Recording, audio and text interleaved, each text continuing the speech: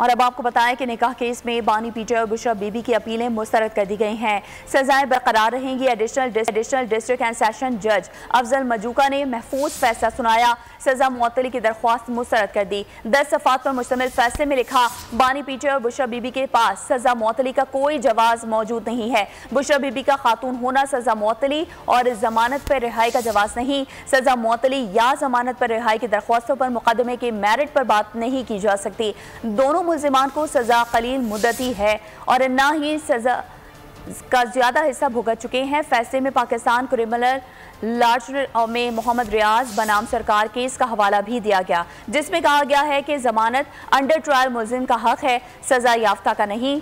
Senior civil जज कुदरतुल्लाह ने बानी पीटर और बुशरा बीबी को 3 फरवरी को निकाह केस में 7 साल कैद की सजा सुनाई थी।